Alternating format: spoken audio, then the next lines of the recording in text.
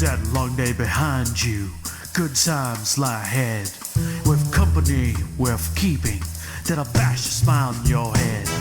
Come on in, the door's open, you'll find just the finest folks here. Pull up a chair, grab a drink, and lend our stories your ear. Cause we're the talk the tavern. Here you're always welcome. The talk the tavern. Promising beer and bedlam.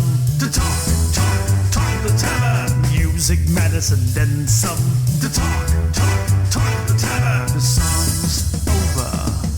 Here we come. And welcome to the tavern, where friends and community come together for toast, topics, and tangents. I am Travis Sivart, author. You can find my work at TravisSivart.com, as well as the other podcasts that we do. My vices tonight is going to be Virginia Distillery Company, and this is a special bottle I got for tonight, and this is cider cask finished whiskey. So I'm going to be trying that out tonight. It's a big old massive bottle. I'm hoping to drink it all before the night is through. And then also in a Savinelli, I got me some dark cherry tobacco.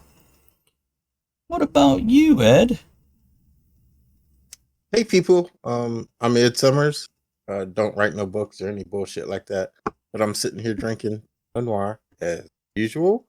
And my last slice. How about you, Andrea?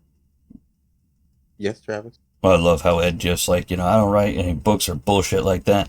Just crushed all my hopes and dreams right there. Andrea? But it crushes me that it's his last piece of cheese. I know. It's crushed cheese. So Andrea in the chat here, you could find me here. I write stuff. One day I'll finish it. I have a jar of mints and knitting. But not a jar of dirt. Fancy. Oh, I got some of our new merch here. I got the tumbler comes in black or white, and this one here says "Happy fucking whatever" and has Cogsley and the Tavern logo on it. It's done a really great job of warm or cold for hours. So, let's see what our live chat has for theirs. Apparently, Maria is laughing at Andrea struggling to push the cat down. You didn't know they could see you pushing your cat down, did they? It's Harryhausen cat, and he has to be in the middle of everything. See, and they make fun of the weird names guys called their genitals. So, Tal in Australia has coffee, and Maria up in Canada is drinking water, because she be fancy like that. And let's raise our glass to a toast to health and long life, which is what our topic is tonight. Yeah.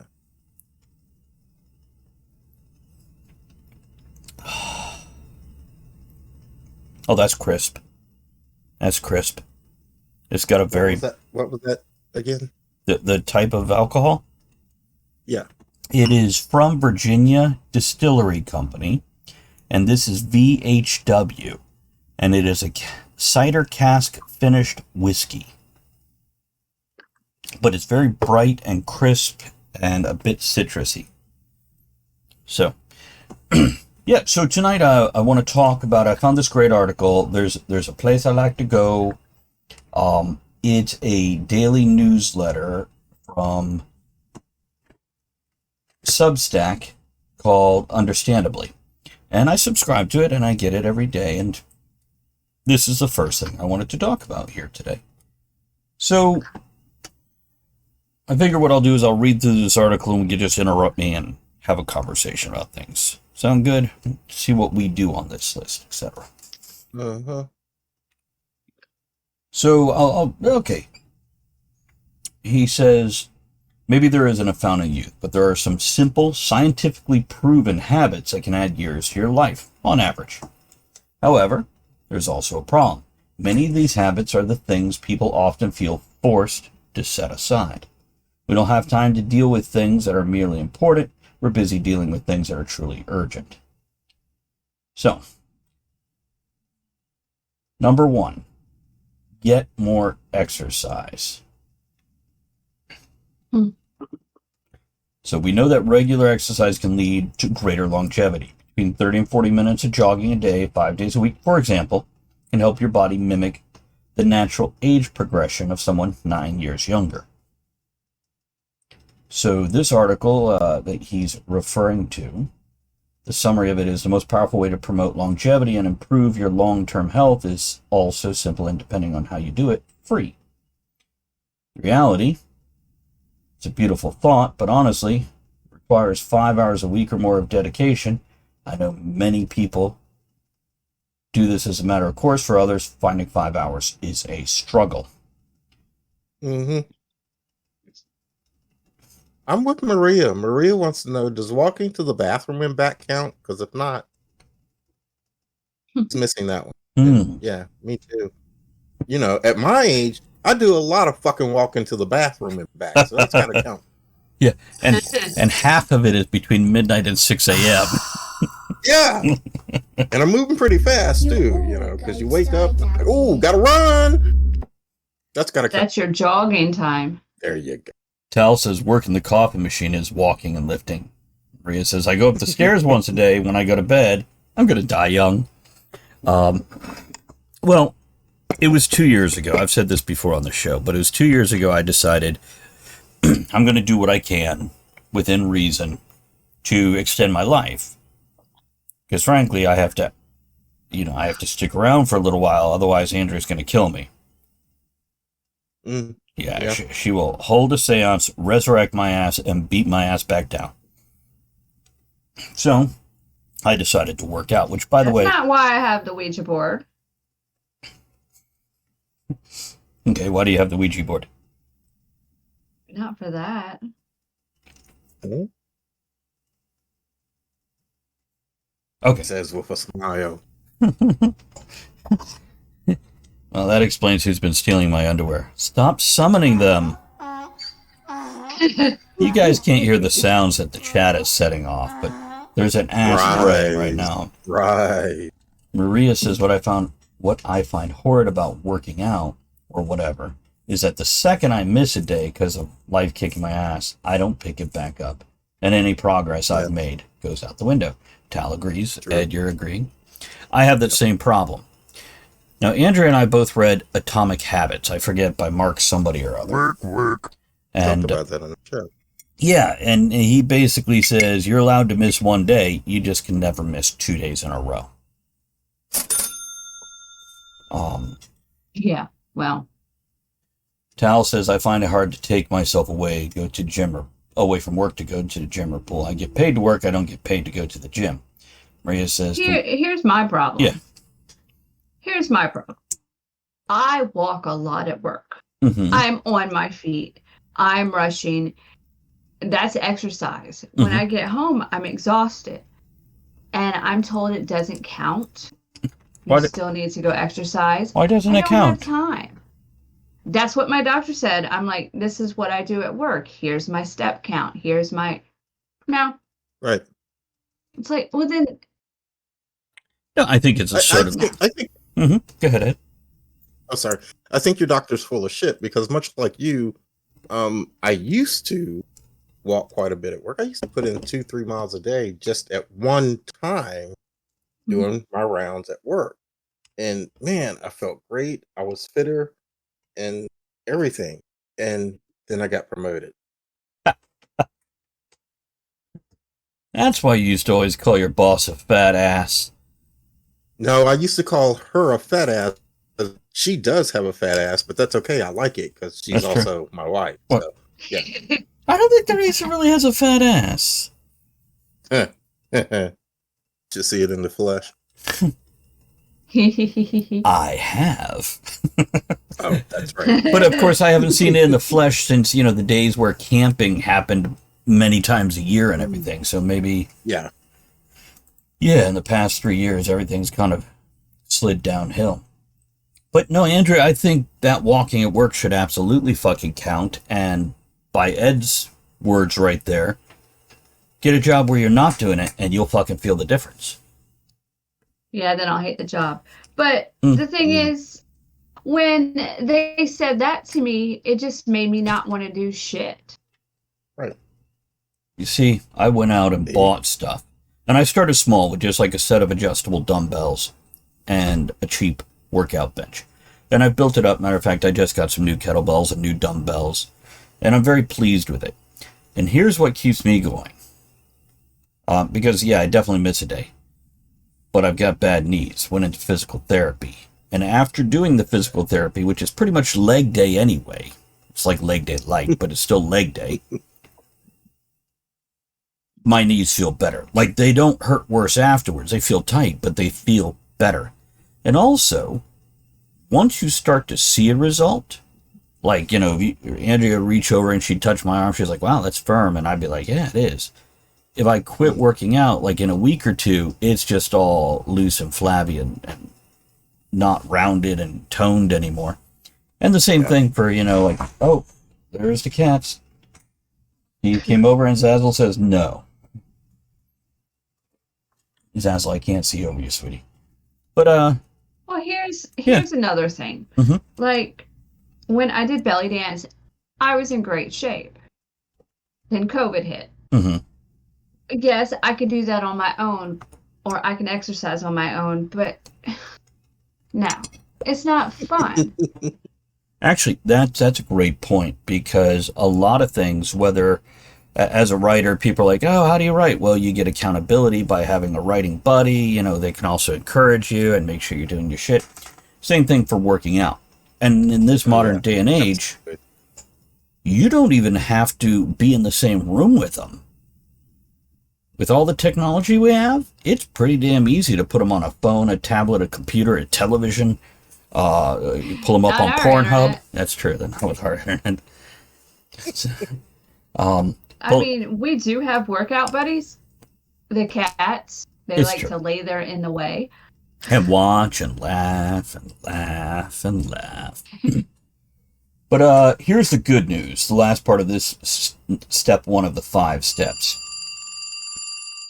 Maria says, had to answer a phone call, came back to Pornhub. Yeah, I was just saying that's how I used to keep in touch with my mom. I just look her up on Pornhub. Oh, I thought that's how you used to work out. Not used to. Oh. That's right. Yeah, correct. That's why my blood pressure is down. Good news. You don't have to do much. You just have to do something. Going from sedentary to even just a little bit of exercise is where you get the biggest payoff, including lower risk of heart disease and diabetes. Mm-hmm. Work. And drink wine. While working out, yes. I think that's reasonable. Yeah, sure. See, Maria says that would be a workout, though. But if it's work, apparently, according to Andrea's doctor, it doesn't count. Yeah. Right. And I just want to hit that age where masturbation workout is now called the deadlift. That's all I'm trying to avoid here. So, number 2 on the list, get more sleep. And the author says, this one makes me laugh, which is funny because you both just kind of did that. Because for me, sleep is the first thing to go for longer than I'd like to admit. So the summary says, take someone who needs 7 hours of sleep per night and restrict them to only 5, and they experience metabolic changes. And that is citing a Satchidananda Panda of the Silk Institute for Biological Studies. The reality? You said panda? Yeah, it's but it's like the Satchidananda Panda or something. Is that panda an expert? God bless you. So, here's the thing. What if you have insomnia because you're worried you can't work out, so then that disrupts your sleep, which you need? It's a never-ending cycle. This is what rubber mallets are invented for. And loving spouses. Do we need to put a disclaimer that we're just bullshitting and we don't actually hit each other with rubber mallets? Say what you gotta say. Yeah, but you be lying. We know. She only hits me. The truth. I never hit her. But she uses the big squeaky one, so it's kind of amusing. All the cats run in.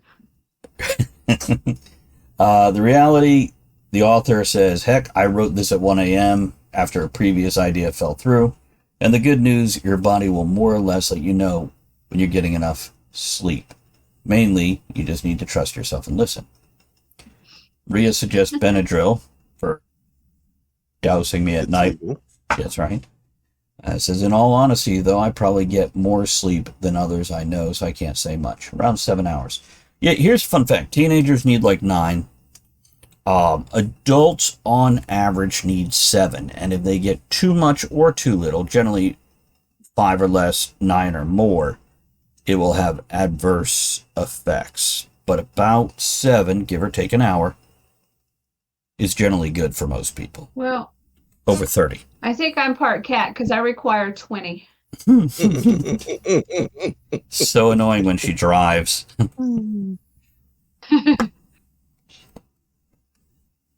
So Ed, do you have a problem getting sleep? I never get enough sleep. I don't know. I can usually fall to sleep very quickly, but I don't sleep the night. I wake up within 3 or 4 hours of going to bed. But I have found when I wake up like that, instead of laying there, get up, and a lot of nights I just get up for about an hour and work a little bit. Right. I always have work to do, so work a little bit and then lay back down. Sure, it happens. That's actually a fair point, Ed. If you do wake up in the middle of the night, get up and do something productive. I make pancakes. Hey, that works. I do. Yeah, then the carbs bonker out. I offer to bonker out, but anyhow, hey, good sleeping pill. I got to read some chat here because they're setting off the snoring noise because they're talking about sleep. So Maria says, I'm pretty sure there was science saying women need more than men due to brain chemistry. Ed for real doesn't know what I sleep believe is. that. I try to give them more. Mm-hmm. I get well, let me finish reading. Oh, What, Andrea? wait. Who has the choppy connection? Is it us or you, Maria? That's all. Okay. She took care of it. Oh, she refreshed. Fine. Yeah. But she says, nope, if I wake up in the middle of the night, I'm rolling over and going back to sleep. Tal says, I sleep about 3-4 hours max, wake up, sleep another hour or so, get up at 5 a.m. Yeah, if you can get up, now don't check your phone when you get up in the middle of the night. Don't turn on your TV with a program. Now, if you have to work, you can work on your computer, I guess. Generally, I find work makes me sleepy anyway. So, and Marlene, good to see you. Tonight's topic is 5 habits to live longer. Or is like Habits 5 to Stay Alive, I think is the name of the article. So I far, think we're on 2. we are. We've covered exercise and sleep. More exercise and sleep. Now, here's one. That's very true, Tal. Well, as long as you go back to sleep afterwards, Tal. Tal says, don't check my phone. How do I come and say hello if I don't use my phone? For those not in the know, I'm on the east coast of the U.S. and do a live stream. Tal is in Australia and pops in when she wakes up in the middle of the night and says hello. But usually she's only here 5-10 minutes and goes back to bed.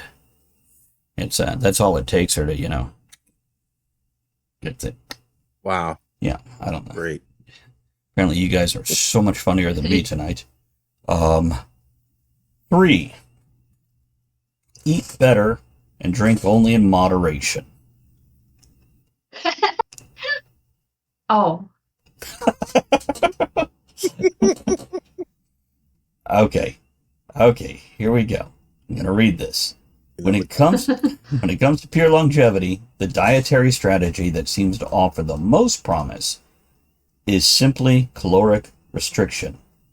The author then adds in, personally, no thanks. Separately, it won't surprise you to learn that drinking copious amounts of alcohol will negatively impact longevity. So the summary is a Mediterranean diet with all its healthy emphasis on fish, vegetables, fruits, nuts, healthy fats like olive oil, whole grains, limited consumption of red meat is probably the best approach for improving longevity.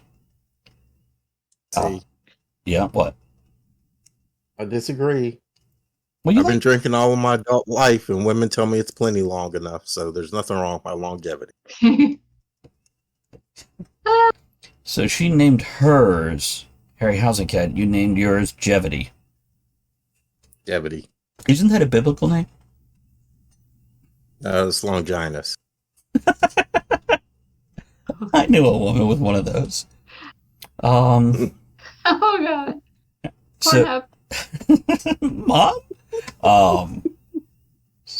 The article continues with actually of the 5 items on the list, the author feels this one is the easiest. Mainly, it's because it doesn't take much longer to eat healthy or drink in moderation than it does to be less careful. The good news is, personally, I try to limit myself to 5 liquids: water, coffee, tea, beer, and wine. Extra good news is that while we don't understand why, as one researcher puts it, I do firmly believe that modest drinking improves longevity. I will raise a glass to that. Yeah, I'll drink to that. So let's take a look at a few comments in chat. Yeah. So let's see here. Maria says, I can do the not drinking part. The eating better in this economy is fucking hard, especially when a head of lettuce is over $7 Canadian. Marlene says the restriction stuff is kind of BS, since really it's starvation level if you want to have real effect. And that's just psychologically not manageable. Well, by restriction, you can change how your body is functioning by eating differently. Having less calories definitely help in this and that, but by eating differently with the exercise, you will lose weight, or at least move it around into better places. Andrea? So, okay, eating differently. Yes. I believe in that because they say salads are healthy, and so I tried salads because I have digestion issues, and it was bad, and the doctors are like, oh, well, live with it. Gave up salads. Don't eat raw vegetables anymore. That's all I had to do. So much better. You got to know your body. So you could change things. Right. Yeah. So, and Marlene continued with her thought. That's why people from the World War generation have been getting old, because they lived through real starvation. Europeans, that is. Yeah, not Americans. We invented the burger joint right after the war. We're good. Well, I mean, people from the World War generation are getting old because isn't that like close to 80 years ago? Yeah. Yeah. My mother was born in 45 and just kidding. But Maria had a great point. You know, eating better in this economy, it's getting tougher and tougher and tougher because we like to eat fresh, because when we eat fresh, we do feel better. Mm-hmm. Our bodies feel better, don't have any aches and pains in the joint. But when you walk into the store today and look at the price of fresh food, prepackaged stuff, it's crazy. Right. Really, no wonder poor people are fat. Yeah, remember in the olden days, like a couple hundred years ago, poor people were skinny because they couldn't afford the food and they were working all day doing manual labor. Now it's flipped. The rich people can afford the good food and exercise equipment, and poor people are fat because they can't afford the healthier foods that cost more or waste, etc. Oh, I got a couple good comments here. I'm going to read these 3 and then we can move on or reply to them. Marlene says, but studies in monkeys, etc., assume that you actually activate proteins that you only have when you actively feel hungry/starve. So that's not what you want. Eating more healthy is a different boat.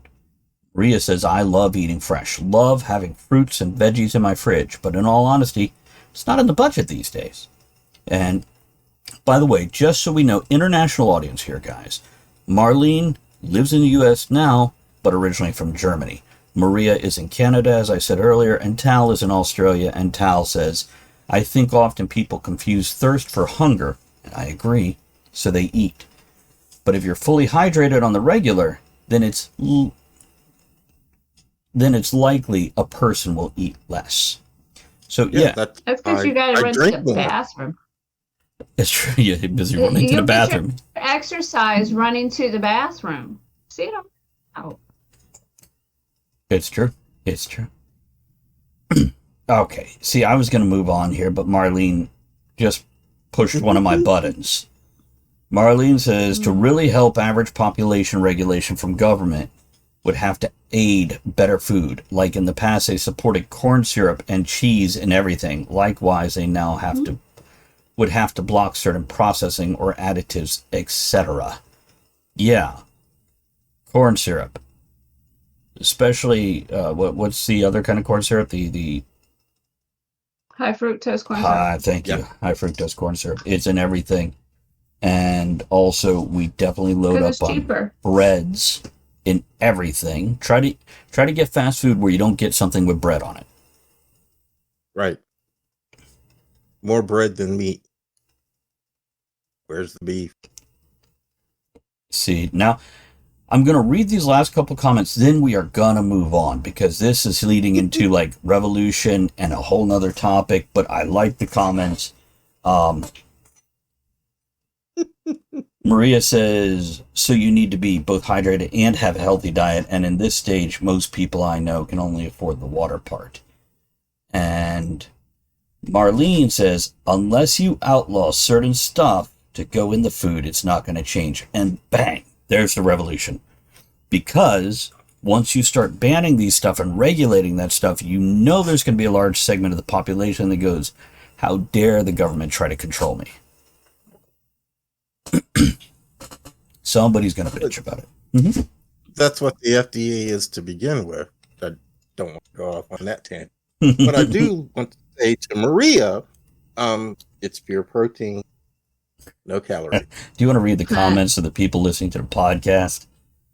Sure. She says, chocolate, winks at it, and I'll take some of that. Protein-filled chocolate. Okay, number 4 of habits 5 to stay alive. Number 4, manage stress. And then the author says, no, seriously, folks, tip your servers. I'm here all week. So to read what he said about this one makes sense, but the scientific argument requires connecting the dots. In short, many conditions associated with older age share a common ingredient, inflammation, and stress can lead to inflammation. The reality is, you've probably got a lot of responsibilities, I'm guessing. It's stressful. The good news is, managing stress effectively is likely to make you a better leader and more successful regardless of its difficulty. We have done whole episodes on managing stress. Mm-hmm. Many of them. Tal says he eats kids out the window. Feels zen. So, a lot of the stress is people have to stress to afford healthy food, and then they're stressing because they don't have time to exercise because they're working to survive. Then they drink too much. To relieve stress. I'll drink to that. Yeah, me too.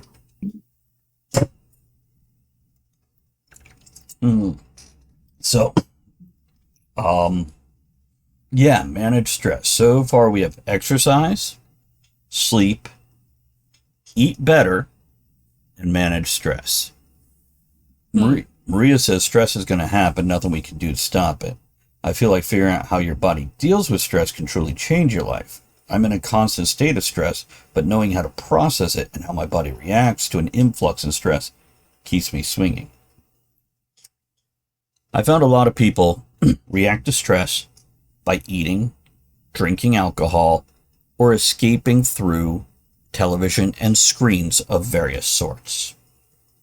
Yeah, Marlene, who works in the biology field, by the way, says stress also affects how your body metabolizes, so it further impedes burning fat, etc. And that's all true. especially when our escapes from stress are all things. And when you're stressed, yeah, you don't sleep well. So if you can manage stress, a lot of these other things might kind of just fall. I don't want to say fall in line. Might be a little easier to manage. Mhm. Ed, any thoughts on managing stress? No. Let me know when you figure it out. Andrea? I would like to go camping, please. Yeah. Me too. It helps. It does not for very long, but it helps.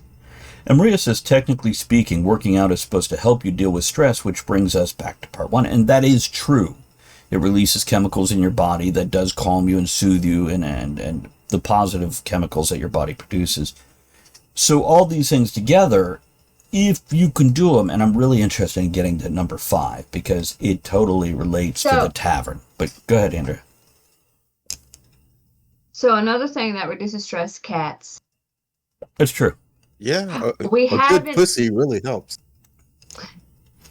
We haven't figured out the exact number to combat stress. We'll let you know when we get there. See, Andrea, right as you were saying that, Dash posted in chat saying, do you think having a pet helps with stress? Oh, yeah. Yeah, meaningful free time activity, says Marlene. No, I think pets... Free time. Having a pet, barring the things that come with a pet that are stressful anyway, such as, whether they made a mess somewhere or tore something up or have to go to the vet, whatever.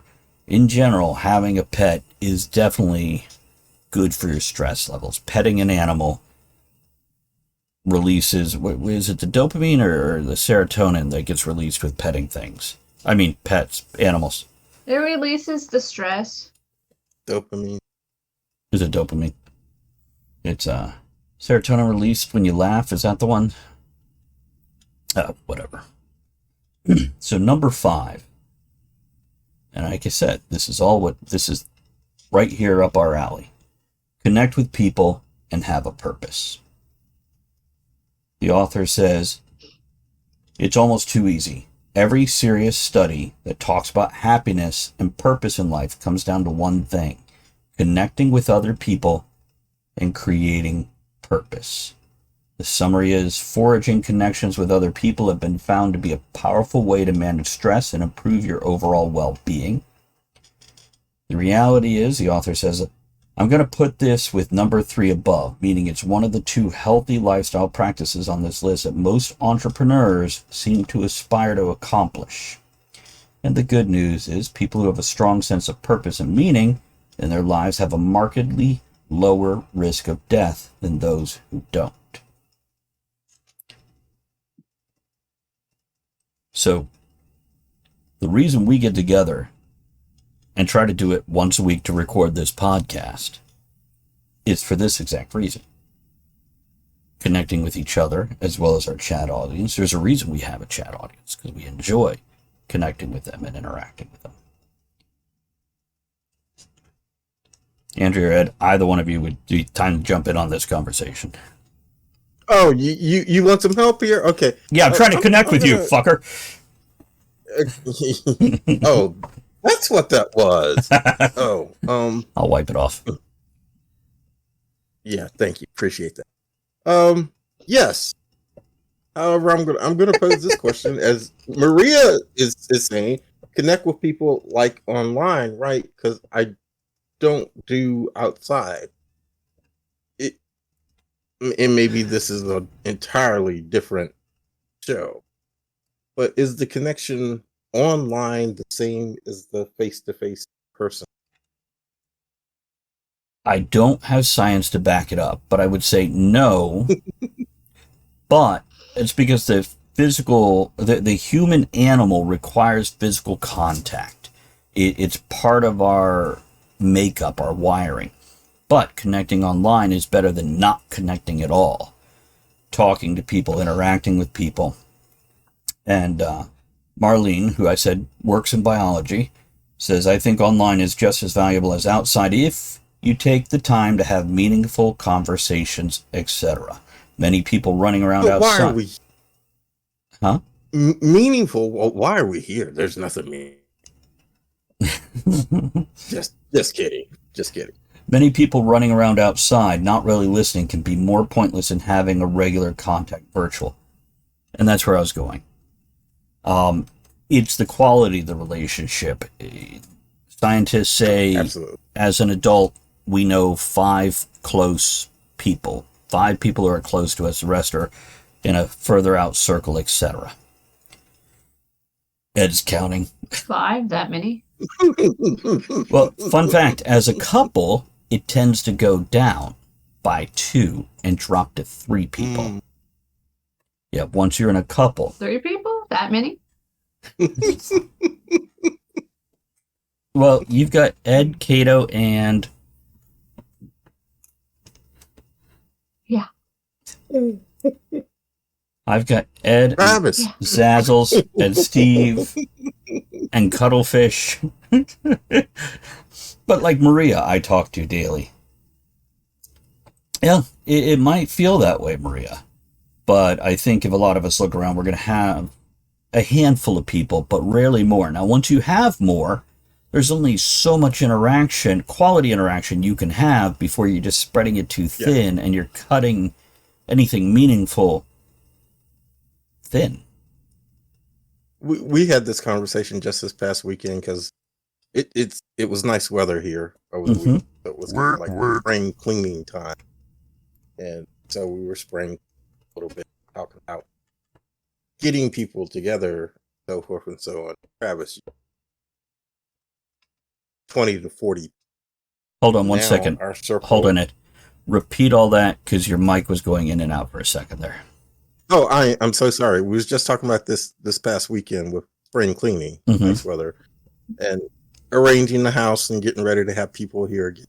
And said, we used to have gatherings of like 20 to 40 people, whereas now our circle has shrunk to like 5 to 10. If we get together with them, we're perfectly happy. Right.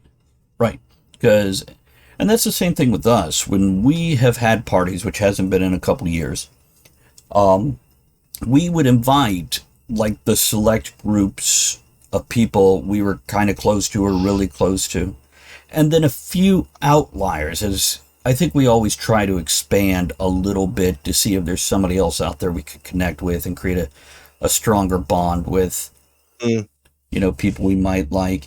And I'm thinking of the people that we invited. And fun fact, most of those people, we didn't really talk to them after the party any more than we did before the party.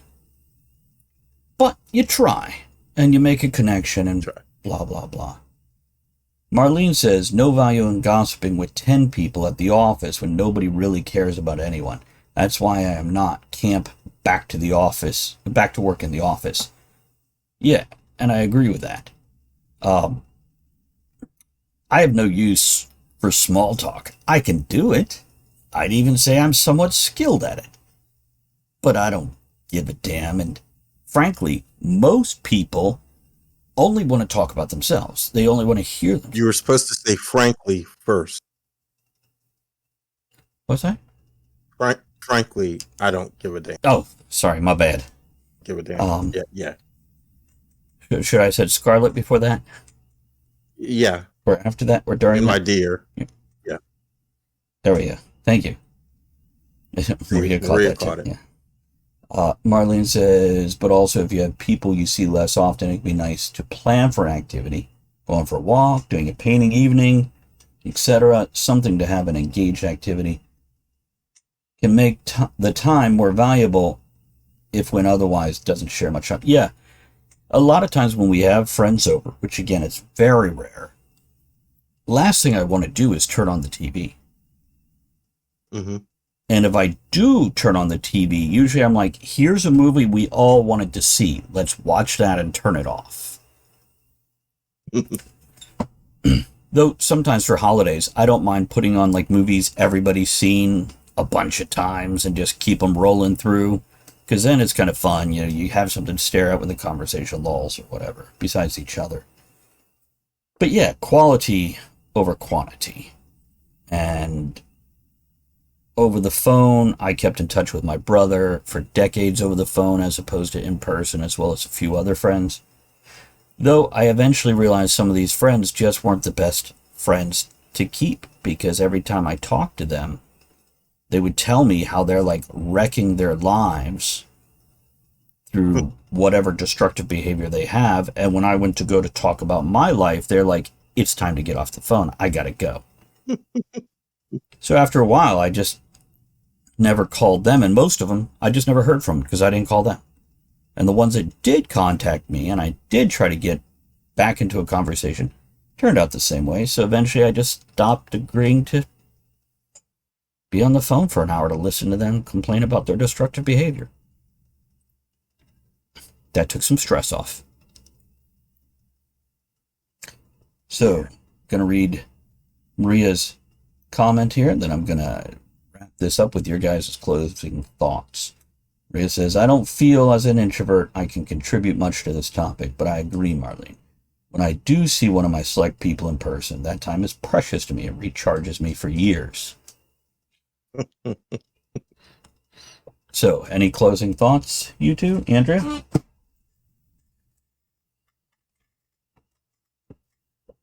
Nothing? Okay, she's shaking her head no. Ed? Not really. I mean, I do agree with most of the 5 habits. But yeah, wow, making it so, yeah. So let's raise a glass here to our health, and hopefully we figure out how to do these simple, basic human needs. So, I want to thank the chat for being here and hanging out with us through the show, giving your thoughts and advice and opinions. Always appreciated. Sharing the jokes and the laughs and the drinks. You guys deserve to reward yourself with our company. That's all I can say about that. Do check out TravisSivart.com for my books and audiobooks, as well as this podcast and a few others. And check out Talk of the Tavern, which is our previous one. This is a continuation and evolution of that. And that is the same thing, different name. We're just moving forward into our next stage. You guys have a great night, and we'll catch you on the next one.